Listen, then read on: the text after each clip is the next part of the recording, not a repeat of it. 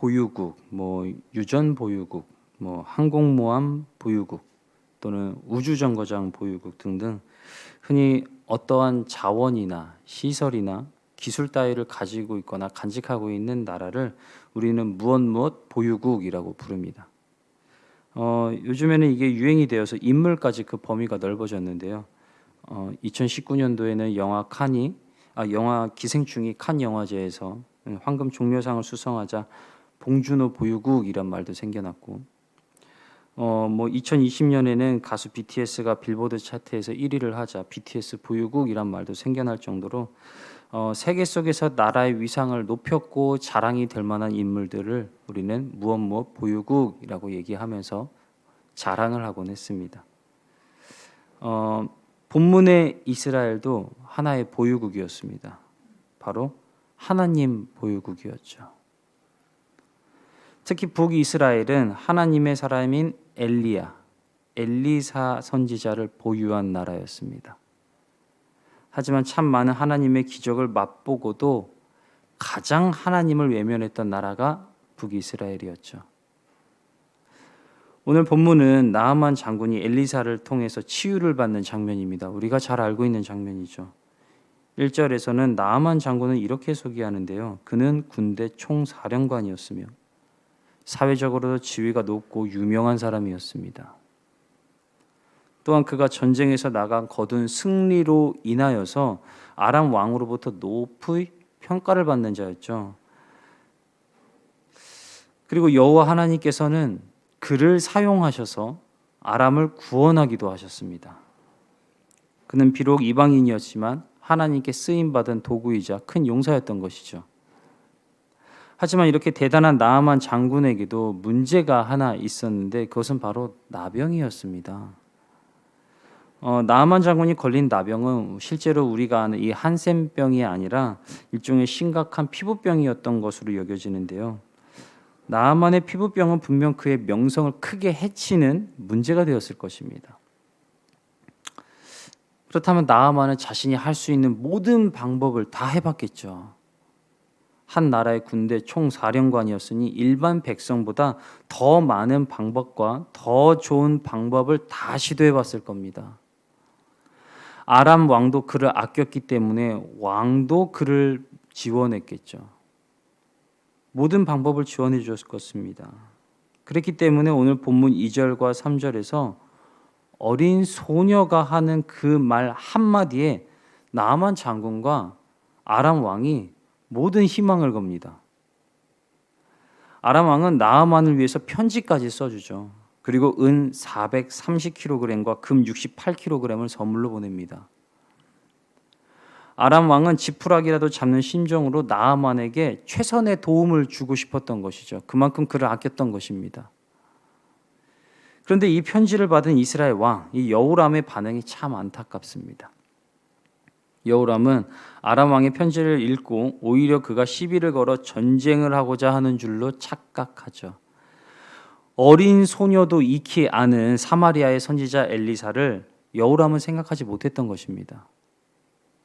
본인 입으로 이렇게 고백하죠. 내가 사람을 죽이고 살리는 하나님이냐? 라고 말하면서도 정작 정말 사람을 죽이고 살리는 하나님을 믿지 않았고 의지하지도 않았던 것입니다.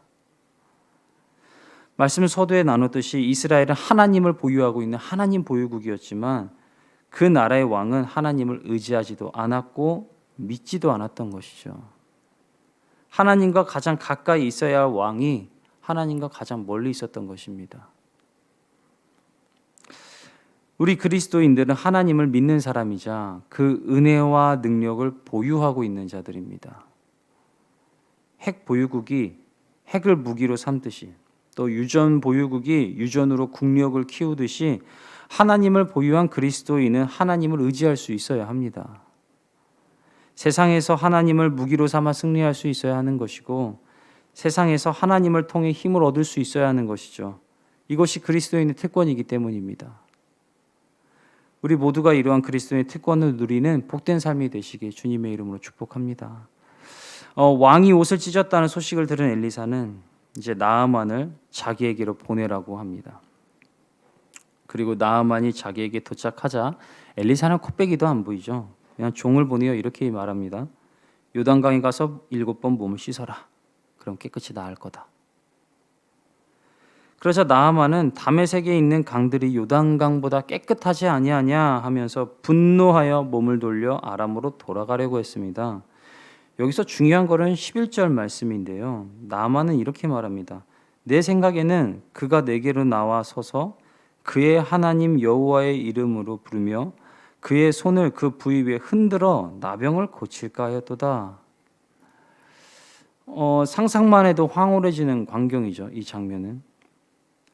극심한 피부병에 걸린 나아만에게 엘리사가 다가가서 여호와의 이름을 부르며 그 피부를 향해 손을 뻗고 기도했을 때 피부가 반짝반짝거리며 깨끗하게 되는 장면.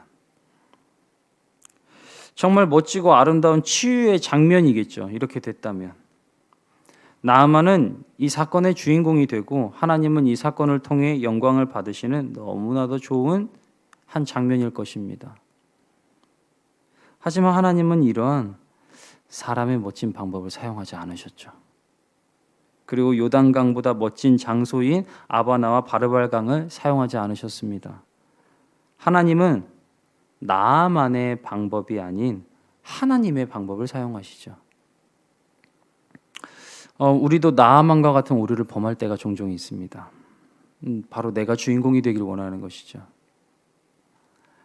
멋진 장소에서 멋진 방법으로 치유받아서 자기 이야기가 누구에게나 자랑할 수 있는 역전의 이야기, 반전의 이야기, 주인공의 이야기가 되기를 원합니다. 하지만 하나님의 방법은 다릅니다. 하나님은 오직 하나님만 드러내기를 원하십니다. 하나님은 우리의 삶을 통해서 누구에게나 자랑할 수 있는 나의 이야기가 아니라 누구에게나 전할 수 있는 하나님의 이야기, 이 복음의 간증을 만들어내기를 원하십니다. 하나님은 나아만이 치유의 주인공이 아니라 하나님을 전하는 통로가 되기를 원했던 것이죠. 그래서 하나님은 그가 드러날 수 없는 방법, 오직 하나님만 드러나는 방법으로 그를 고치기를 원하셨던 것입니다. 그럼 그 하나님의 방법, 어려웠을까요?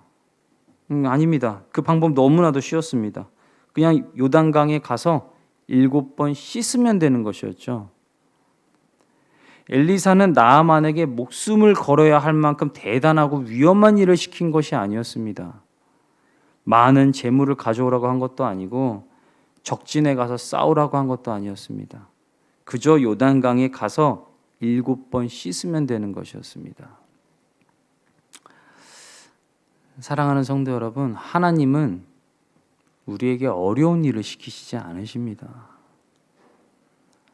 하나님은 우리가 할 수 있는 가장 쉬운 일을 반복적으로 시키실 뿐입니다. 그래서 우리에게 이렇게 말씀하시죠. 항상 기뻐하라. 쉬지 말고 기도하라. 범사에 감사하라. 기뻐하는 것, 기도하는 것, 감사하는 것 쉽죠? 어렵지 않습니다. 하나님은 이 어렵지 않은 일을 우리에게 반복하라고 명령하십니다. 그러므로 신앙생활은 순종이 전부입니다. 말씀대로 사는 게 전부이죠. 그러나 우리는 이 신앙이란 대단한 일을 해야 하는 줄 알고 착각하고 시도조차 못할 때가 종종 있다는 것입니다. 이런 말이 있죠. 1000가지 발차기를 할 줄 아는 사람보다 한 가지 발차기를 1000번 한 사람이 무섭다. 우리가 잘 아는 이소룡이 한 얘기입니다. 이처럼 세상 사람들도 다 압니다. 1000가지 재주보다 한 가지 재주를 1000번 갈고 닦은 사람이 더 훌륭한 사람이라는 걸 세상도 알죠.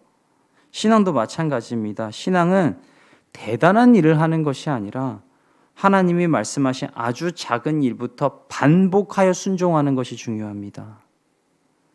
하나님은 우리가 이 작은 일부터 꾸준히 해나가기 원하시는 것이죠. 기도하는 것, 감사하는 것, 용서하는 것, 사랑하는 것, 섬기는 것, 예배하는 것. 하나님은 우리가 할 수 있는 이 작은 것들을 반복하면서 순종의 재단을 쌓아가길 원하십니다. 그리하여 순종으로 쌓아진 그 제단 위에 하나님의 불을 내려서 하나님의 뜻을 이루기 원하시는 것이죠. 나아만이 받은 하나님의 명령, 어려운 일이 아니었습니다. 요단강에 가서 7번 씻으면 되는 아주 쉬운 일이었습니다. 씻는 것을 7번 반복하면 되는 아주 쉬운 일이었죠. 순종입니다. 결국 하나님은 우리에게 이렇게 작은 것부터 반복적으로 순종하길 원하십니다. 저와 여러분 모두가 이러한 순종의 재단을 쌓아가기를 소망합니다. 나아만 장군이 분을 내었다가 종의 말을 듣고 마음이 바뀌어서 엘리사의 말에 순종하였기 때문에 기적을 맛봤다는 것을 기억하십시오. 그가 한 일 어려운 거 아니었습니다. 엘리사도 어려운 일 시킨 거 아니었습니다. 그저 요단강에 몸을 씻되 7번 씻으면 되는 것이었습니다. 그래서 순종이 제사보다 나은 것입니다. 순종해야 하나님이 역사하실 제단을 쌓을 수 있기 때문이죠. 그리스도의 특권, 하나님의 말씀에 반복적으로 순종하는 자들에게서 나옵니다. 아주 작은 것부터 순종하되 반복적으로 순종하는 것이 우리에게는 힘이 됩니다. 하나님 우리에게 어려운 일 시키시지 않으십니다. 우리가 할 수 있는 것을 반복적으로 시키시는 하나님입니다.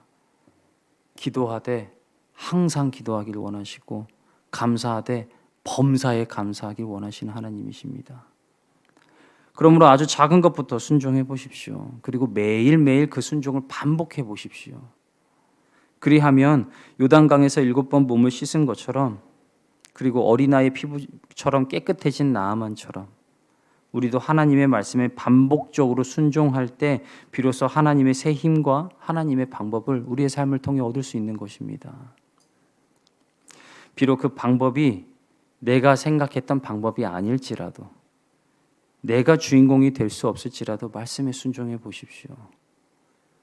우리에게 하나님만 드러낼 수 있는 가장 쉬운 방법은 말씀에 순종하는 것이기 때문입니다.